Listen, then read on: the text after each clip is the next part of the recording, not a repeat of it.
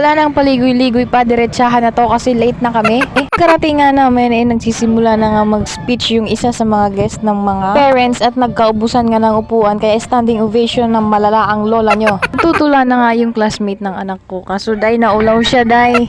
Pilit pa nga niyang mother niya, wala talaga day, naulaw talaga siya. Proceed na nga lang yung MC namin, tawagin yung mga mag-moving up at yung anak ko nga yung nauna day. Hindi naman ako na-inform na boys pa lang mauuna. Sobrang saya ko nga dyan kung pwede nga lang tumalon. Ay tumalon na ako day pero sobrang excited ko. Mali pala yung inakyatahan ko. Dapat doon sa kabila. Bahala na to basta makabitan ko ng ano yung anak ko.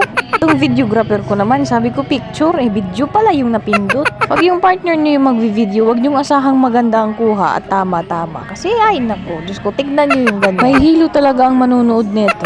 Tapos na ako magsabit sa anak ko, tapos siya papalapit pa lang. Kasimulan talaga ang mali-mali, ay sunod-sunod na yan.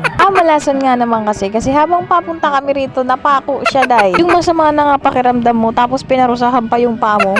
Namang anak ko may sariling mundo habang nagsasayaw yung mga classmate niya, siya naglalaro. Hindi ko pwedeng pilitin niya kasi magtatantrums yan dyan. Wala talaga siyang pakialam day sa mga classmate niya, basta siya maglalaro day. Sila nagsasayaw, siya sinasabayan niya yung kanta. Medyo alam niya naman yung steppings nila. Naulaw lang talaga siya dahil lahat na lang inulawan ng anak ko. Dalawa nga yung graduation songs nila pero kahit ni isa hindi niya sinalihan. Nagkakanta lang talaga siya dahil. Tapos magkanta na pagod ang hingi ng snack.